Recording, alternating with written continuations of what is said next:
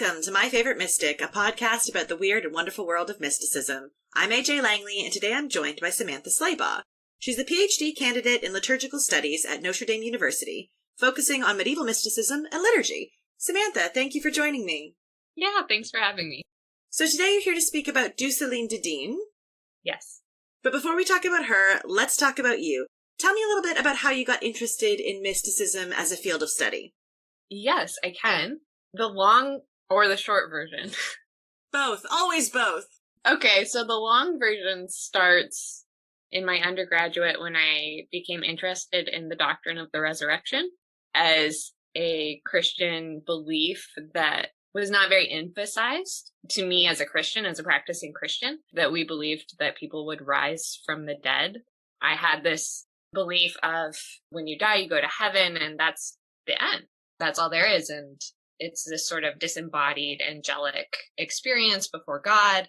And then when I was studying theology as an undergraduate and reading the Bible a lot more than I had, you realize that the Bible talks a lot about the resurrection of the dead, that when Jesus comes back to judge the living and the dead, that includes raising the dead and recreating the world. And so this really captivated my attention. And I started really thinking a lot about the relationship between the body and the spirit through the nexus of the resurrection. How is it that we're going to be embodied creatures forever? Then I went and got my master's of divinity at Princeton Theological Seminary, and we are required to take certain church history courses. There was an offering in mysticism in the Christian tradition to cover the early and medieval period of church history. And so I thought that sounded more interesting than a general survey course. So the short answer is I accidentally ended up in a class on Christian mystics. And I think most people who read the mystics just get very interested in them. Absolutely. Maybe I'm biased, but I did. I mean, same. You know, they're so interesting, and it's a very different, and, you know, it's just like so much more engaging than studying systematic theology or like pure doctrine. And so I started asking myself, how do these mystics that are like really spiritual, they're writing a lot about these very spiritual experiences, how does that relate to the body? Because I had already been fascinated by the resurrection and this Christian belief in like a real embodied afterlife. And so I started getting focused on mystics and the body. And that led me to the Middle Ages, where we have a lot of focus on embodiment and gender. And through this, I started reading more medieval mystics, especially medieval women, and noticing how much of the texts are shaped by the liturgy and by the sacraments and by the Eucharist, especially as a sort of spiritual ideal of female spirituality, as a sort of like example of orthodoxy, but as a very interesting nexus of like the spiritual and the physical. And so, yeah, that's my long answer for how I got into it. And why I ended up in liturgical studies is because I think this is a really interesting way to get at the mystics, not just the spiritual experience of union with God, but what their body is doing while they're like raptured spiritually. What is their community making of this like leftover vestige that is the body, right? Because a lot of these mystical experiences happen in community, in a liturgical setting, in a public setting. And so my interest is, how are these people dealing with this weird raptured body in their liturgical spaces? You know, how are they praying with this body present? How are they interpreting it? What does it do for them, you know? That's really interesting. Just quickly, for those who are unfamiliar with the terms, could you explain what liturgy and liturgical studies, what do those terms mean? So for a Christian, the easiest way to describe it is worship, the study of worship. And that's true for other religious people. For non-religious people, the easiest way to think about it is ritual. What are the rituals involved with people communicating with and to the divine? Perfect. That's fantastic.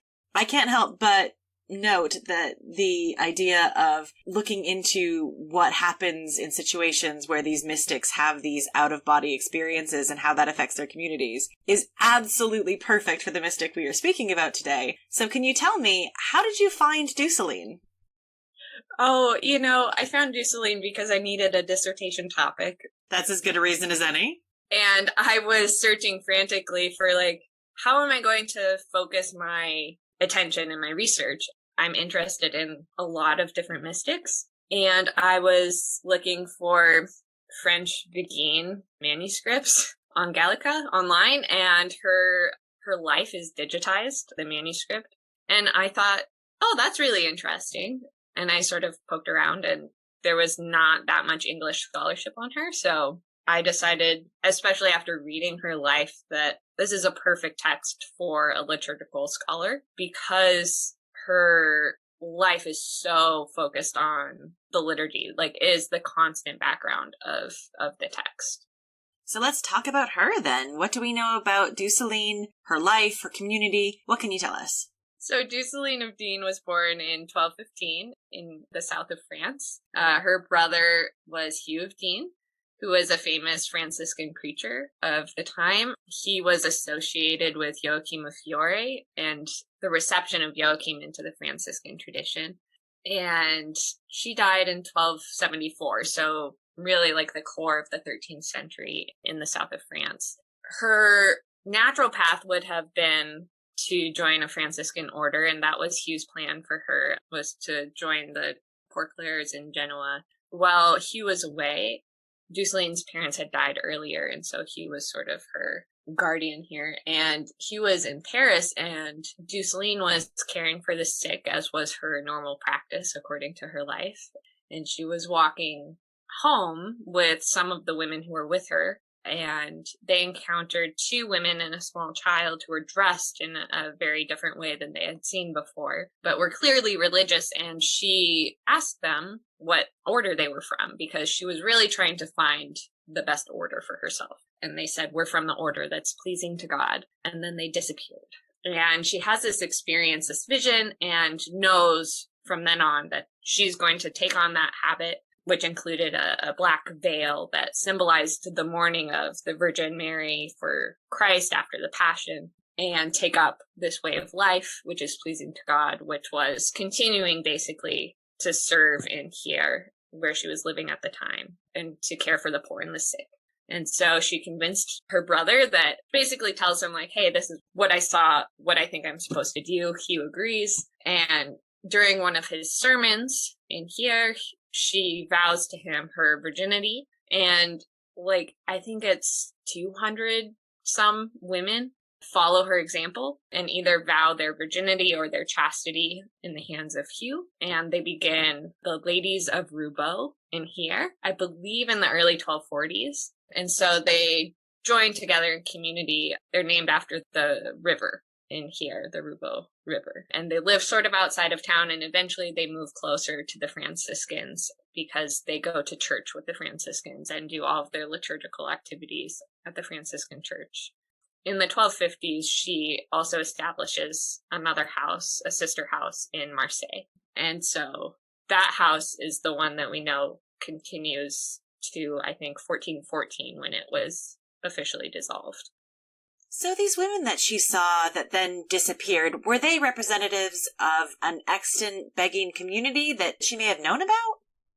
No, great question. Her life claims that the name of beguine had not been known in the area before this. And so Douceline is credited in this text, and as far as I'm aware, this is true, that these are the first beguines in the south of France, in Provence. So the text makes a point, I think for a variety of reasons, that she chose the name beguine deliberately, despite the potential negative connotations it might have, and despite the safer path of joining a established order.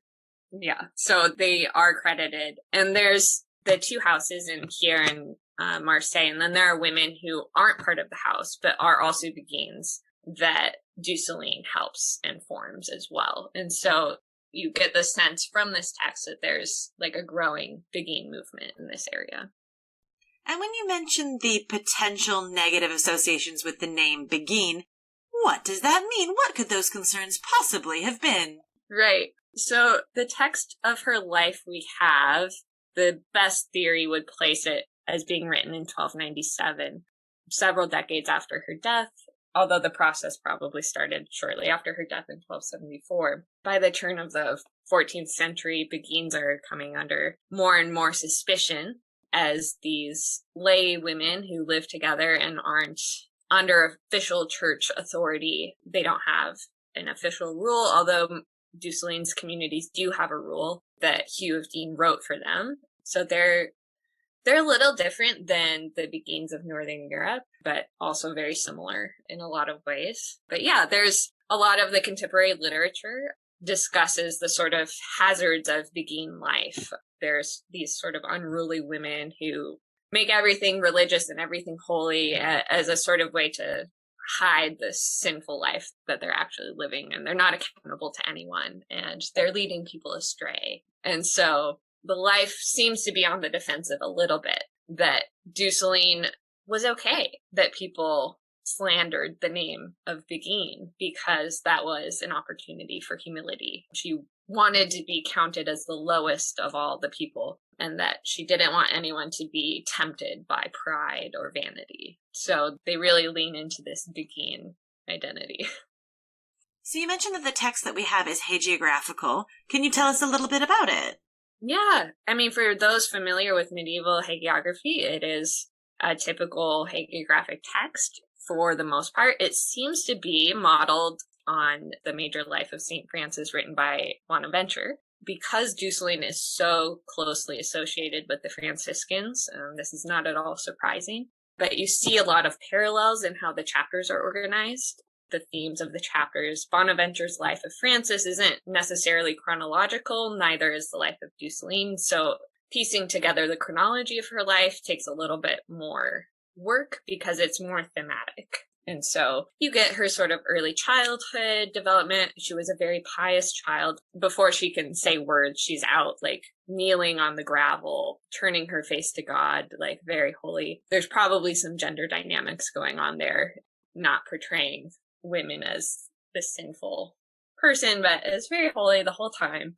She's really never depicted as having a conversion. Her conversion is the establishment of the order. But even that is modeled off of St. Francis. So St. Francis is really her hagiographic model explicitly in the text. He's referenced very often. She's said to read his life like with great devotion. Whenever she hears about St. Francis, she just goes into rapture. Actually, whenever she hears anything, she goes into rapture. She could be eating, she could hear a bird, she could be going to mass, she could hear a sermon. She's always in rapture.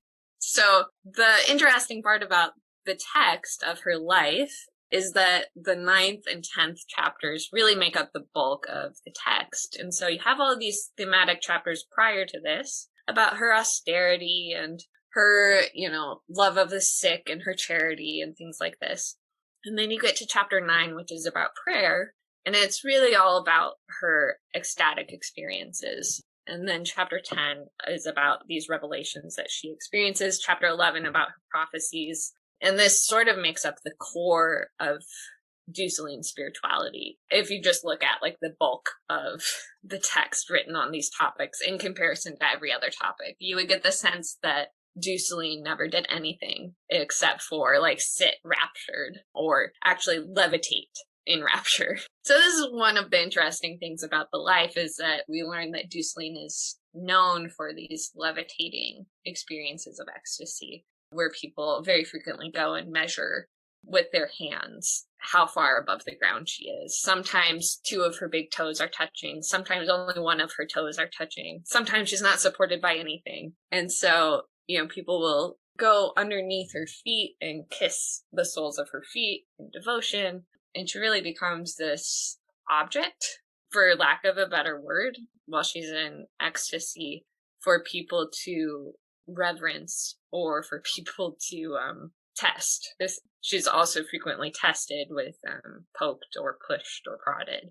And poked quite violently sometimes with like needles under her nails and her fingers at one point. So yeah, it's not pretty. And you get the sense that she's like quite bruised and battered, because when she's not being tested, she's trying to avoid going into ecstasy in front of other people. And so people want to see her in ecstasy. She's quite the spectacle.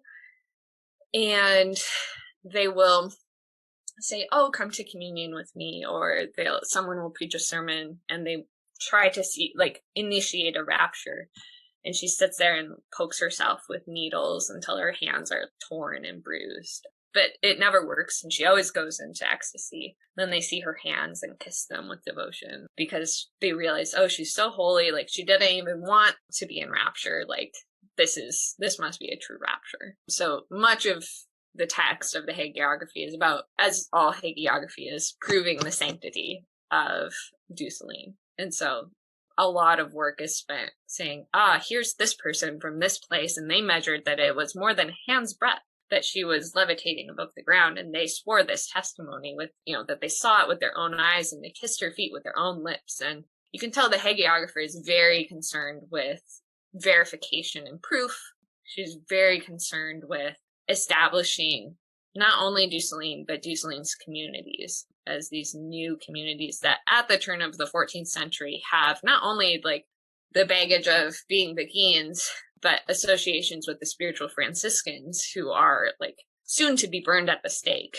And so they're in a sort of precarious situation. And when you read the text of her life, you can tell that the text is about Douceline, but it's just as much about the ladies of Roubaix. And, this chapter on her ecstasies is set up by Douceline telling them, you have to pray. Prayer is the, foundation and guarantee of our community. When you stop praying, that's when it will fall apart. And so that's an important thing for looking at her as a mystic. We actually don't have any text from Douceline. We don't have any indication in the life that she wrote any texts. She didn't want her community to even have books or to sing the office. She was very committed to a vow of strict poverty. And so what we know about Douceline is this picture of her from her community as they try to understand who they are in a turbulent world. And it sounds like the community was incredibly strict. Dedication to humility, strict poverty, no books, no distractions. Is that accurate to the whole of the text? Does that seem like it's coming from Douceline herself? Yes, she's incredibly strict. There is a chapter about her austerity, and it's actually a lot about her authority. So I'm interested, especially in how her life portrays female ritual authority as another angle. We don't know a lot about beguine communities, liturgically speaking. We don't have a lot of texts that survive from beguine communities. We don't have a lot of liturgical books. And so hagiography is sort of the best way of getting at the liturgical practices. And so looking at her authority, this is backed up and supported, her authority, by how strict she is. She is incredibly strict. I think there's this concern that people conceive of beguines as potentially sexually promiscuous. They're not held accountable, and we don't really know what they're doing. And so the life has this, just goes on a tirade about how you cannot look at men, you cannot talk to men, you cannot talk to your own family. And Douceline was very strict about this, so strict that there was a 7-year-old girl who looked at the workers. There was some male workers at the community, presumably doing some construction, and Douceline beat her so badly that she was just bleeding from her sides, the text says. And of course the text says that the girl thanked her for this beating because it changed her life and how she understood how she should be living in the world. She's quite strict. I think this is related to where the community is as facing potential threats. It could be that Douceline was actually this strict, but we don't actually know that. This could be a literary method of proving that the women in this community are not promiscuous because they cannot ever look at men, and this is how we're formed, right? And that our authority isn't a threat to ethical and moral living, that our existence isn't a threat to ethical and moral living. We're good people, right? We're Orthodox and we're good and we're for the church. That seems to be, I think, the thrust of the text. It's a bit defensive, but it's also a bit pastoral. You can sense that there's probably some anxiety in the community about what's going to happen to them, about who they are. Why don't we just join another order? Or Is our community going to be dissolved? Are we going to be burned at the stake? None of this is explicit in the text, but when you look at the sort of historical realities in the early 14th century, and we think that this life was recopied in like around 1315, right around this very tumultuous time. And then we know later in the 1320s that the communities were investigated and declared Orthodox ultimately. When you take all of that into account, you can see this text acting as a way to build up this image of orthodoxy. But also there's an almost very gentle sense that the author has towards the community. Like, if you remember these things, if you act this way, our community will be safe. Under the wings of St. Francis, we will be saved. This comes up multiple times that Douceline tells them while she's in ecstasy. And they seem both very concerned in the mid-13th century, if we want to take these hagiographic episodes as really representing true episodes in the life of Douceline, but also as a sort of like reception of comfort from Douceline's life to the longevity of the community, right? No offense to Douceline, but I have to say, it's really hypocritical that she's like, none of you can talk to your families, but yet her brother is their spiritual director? Yeah. You know, there's a sense in the life that Douceline has this very strict vision. No books, no liturgy, no buildings. She didn't want them to have their own church. But the text itself talks about them building an oratory and having a bunch of relic collections in the dormitory, and the office plays a foundational part of Douceline's life. She has a life of St. Francis. And so you do have to balance what Douceline, as the subject of the life, says and what the life actually presents. And so, yes, there's this chapter about how strict she is with men. But then they also take care of the poor and the sick and house them. And they're working with men. You know, it's not like they're only caring for women. And so they're physically caring for men frequently. And Douceline encourages them to view these people as Christ. Don't think of them as men. And so there's, I think, this balance. And even in the chapter on her sort of authority and austerity, it says that Douceline tempered this always with like great mercy and compassion, right? And so you actually have this whole chapter about how compassionate Douceline was. She hears about the nuns of Antioch getting captured, and she just weeps and weeps and weeps and says, oh, it's because of my great sin, because they're so much holier than I am. And actually there's this real sense of like what we would call solidarity, right? That the suffering of anyone is the suffering of us all. And so it's a complex spiritual picture that the life paints. You might say it's hypocrisy, but I think it serves a literary function. I think there is some like defensiveness in portraying her as very strict and, you know, following the appropriate spiritual behavior. But then there's also this like pastoral sense. And you have to hold the two in tension. Like that's the gist of this life, is that there's this like very strict Douceline who's kind of scary, and I'm not sure I would want to meet her. And then there's this very like compassionate person who's so concerned with the poor and the sick. And I'm like, I want to meet that one. I'll meet that Douceline. I'll take the Douceline who beats small children and leave her behind. Absolutely. It's a complex picture, I guess. And I think that's why she's so interesting. You gotta catch her on the right day. You do. Don't get her in a bad mood, you know? So with regards to these ecstasies, what role do they play in the text? It seems like she falls much more on the keep them private, keep them secret spectrum, but they're also a major feature of the work. Yeah, I'm still wrestling with this as I work on her life, but the desire for secrecy. There's no mention that she doesn't want the ecstasies. Her concern is that she doesn't want people to see her in ecstasy. Douceline did not like being put on display. This is portrayed as a sort of humility topos, right? That she's so humble and she doesn't want to be put up. And the text says that, you know, if people would kneel before her, she would kneel down first in order to stop them, right? So you have this like competition of kneeling, which I always think is kind of funny to envision, like someone going to pay her reverence and then her like beating them to the punch, right? But I think the purpose of her ecstasies, there's several purposes. First, it emphasizes the importance of prayer to her community. That's what the text actually sets up as the purpose of this chapter.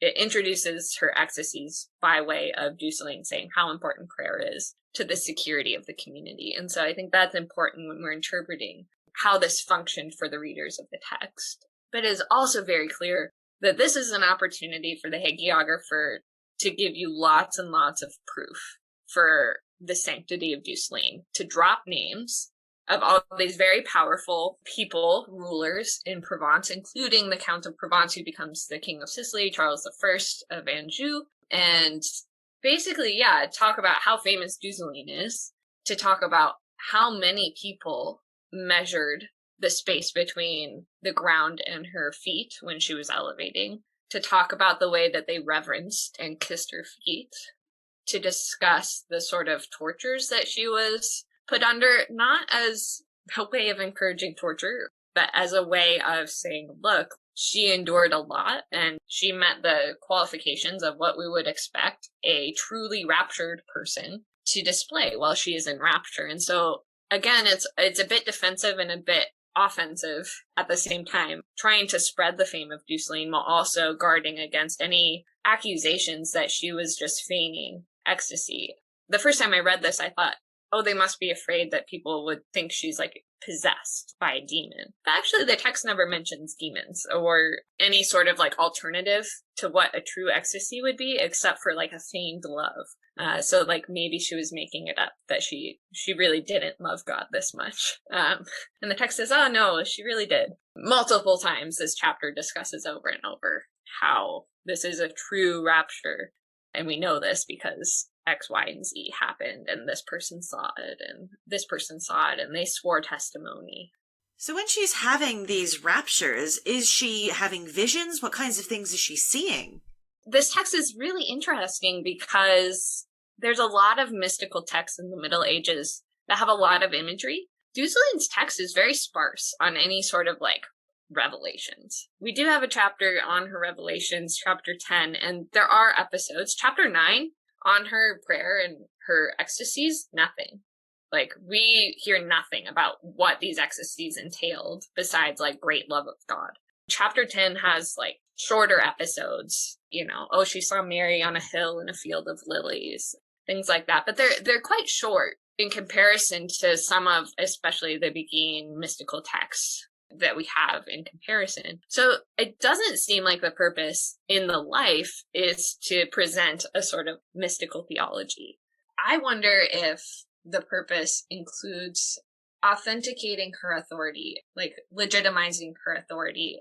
And like, as much as I hate to like say women got their authority from mystical revelations, it seems to be that the author of this life thinks that that's true, that there is a sense of like, if she was really holy and if she really had these revelations, that gave her authority to start these communities, and therefore these communities are safe.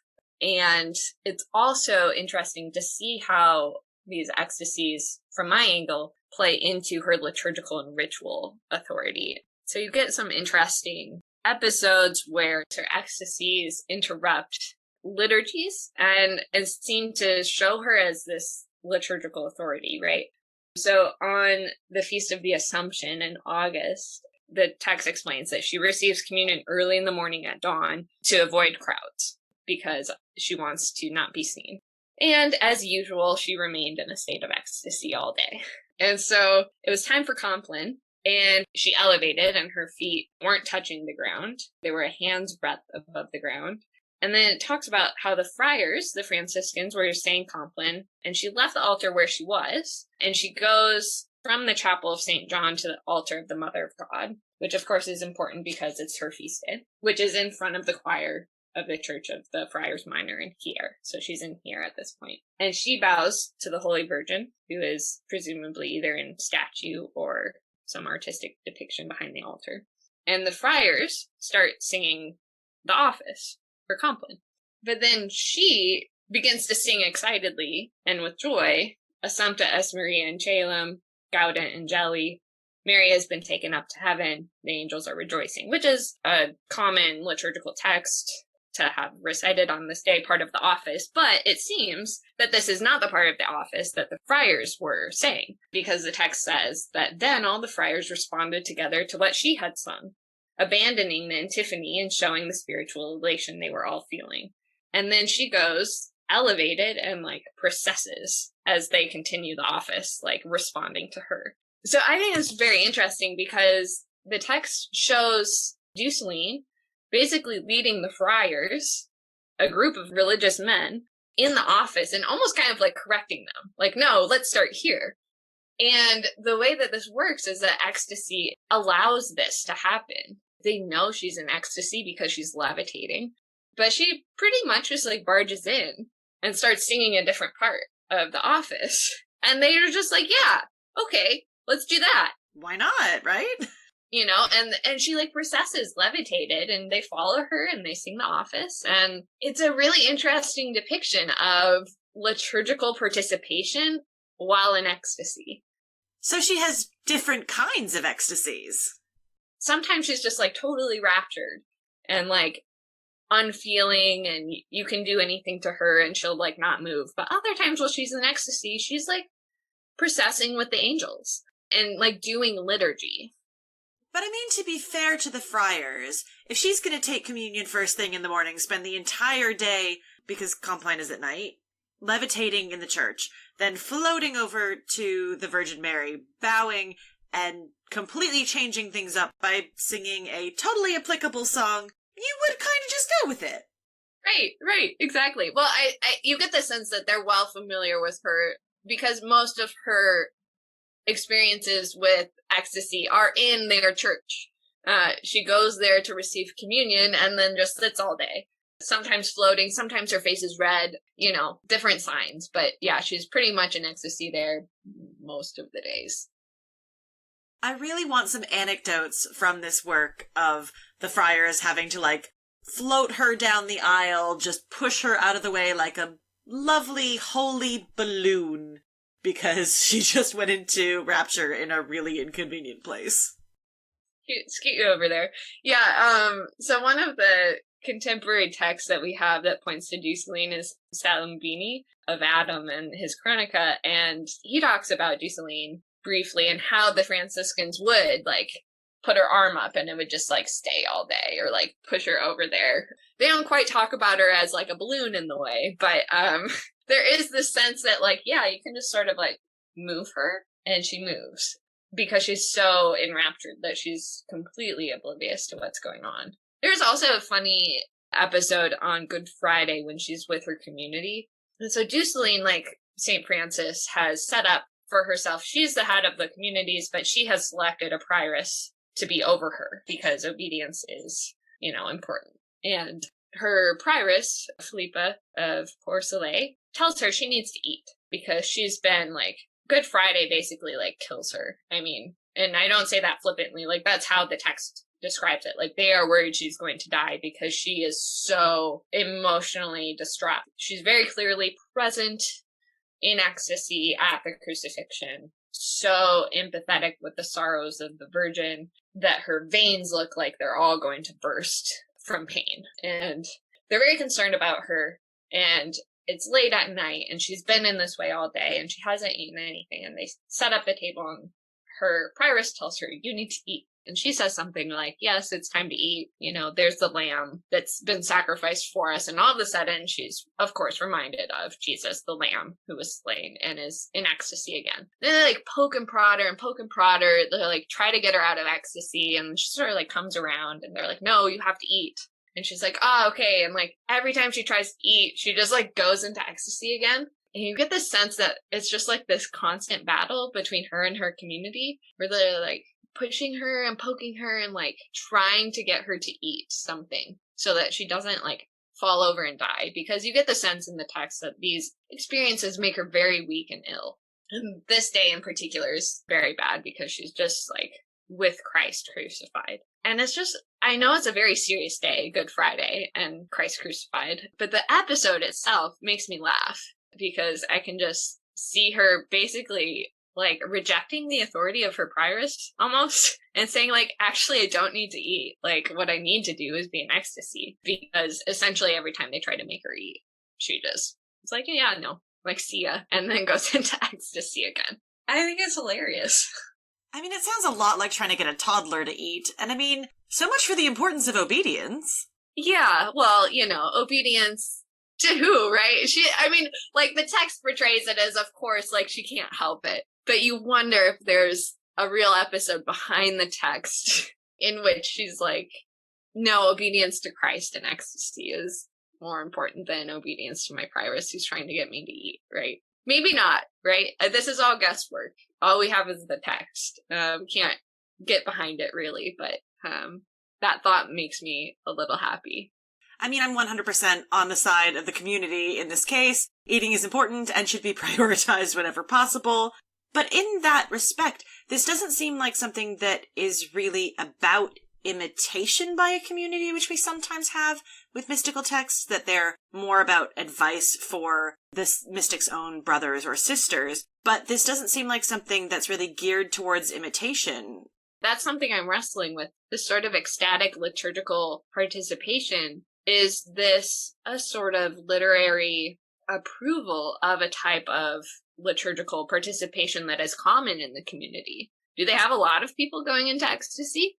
Do they have a lot of people just hanging out in front of like the Franciscan altar all day? I don't know, but I'm trying to analyze the text as a literary text to see if there's any hints that like this is actually approving a type of behavior that the ladies of Roubaix should imitate, or is this extraordinary case of their founder who is a saint and you all are ordinary and don't need to do this, or shouldn't expect it. But there's really a sense of the ladies are supposed to be praying like a lot, and the chapter on prayer is all about ecstasy. And so you wonder, Douceline tells them to pray, and then the way that she prays is described as a practice and a habit, and it always results in ecstasy. And so if the ladies practice prayer enough, will they all be ecstatic mystics, And is that an appropriate way of liturgical participation for the ladies of Roubaix? That's kind of like a question that I'm wrestling with.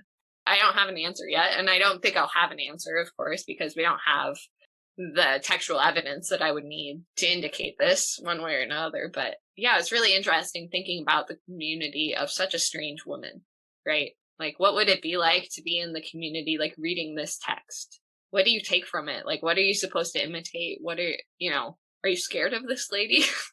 Right? Like, there seems to be, like, some disagreement. At the end of the hagiography, they're talking about after her death, the community is working on her life, and there's some disagreement about whether she should be called the saint or not. And then this is answered, of course, by a divine revelation where Douceline appears to the sister who doubted and is very clearly a saint. And so this settles the issue, but you do get a sense that maybe not everyone felt the same about Douceline as the author does.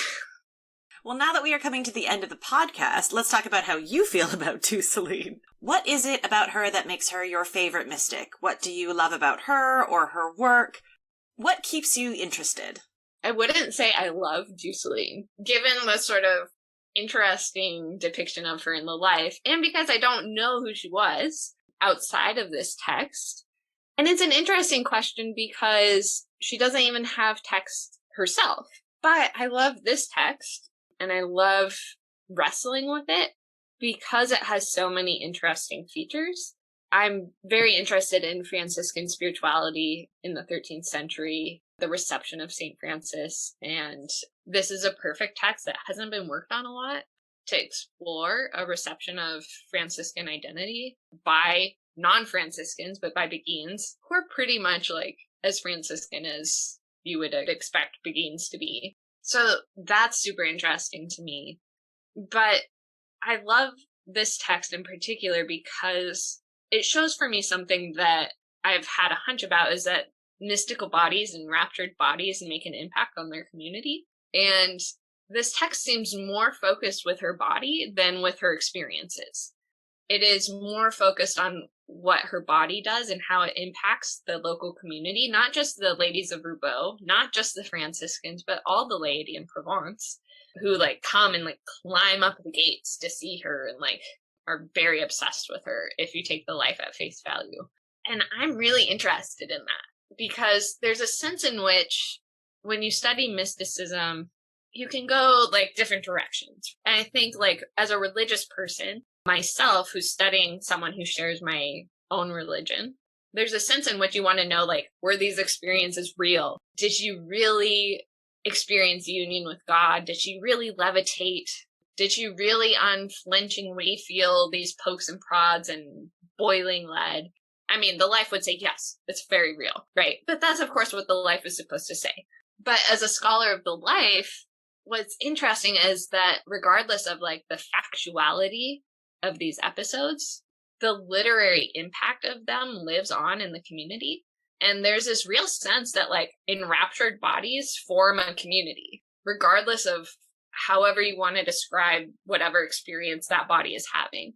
That to me is really interesting because I don't have mystical experiences where I'm totally out of body, but there are people in my tradition that claim these sort of speaking in tongues or having prophecies. And I think the tendency is to be like, you are weird. But this text gives me a different way to wrestle with that from the perspective of ritual, from the perspective of community formation, which are two areas that I'm really interested in as just like a person. Like, how do we form communities to have these sort of notions of what is acceptable in ritual? What is like the appropriate response to the divine? And so this text is a great way of looking at that because it's not interested in proving like a theological experience of mysticism as much as it is interested in proving that this body that you see here that levitates and cannot feel anything is a saint. And we are the community that this saint founded. And this body has formed us as a liturgical tradition. And I think that's really interesting. It absolutely is, and so is this conversation. Samantha, thank you so much for joining me and telling me all about Douceline and her community and her hagiography. Yes, thank you so much for having me. I really appreciate it. It was my pleasure. And thank you all for listening. You can follow us on Twitter at MyFaveMystic, but most importantly, join me next time when I speak to Gemma Simmons about Mary Ward.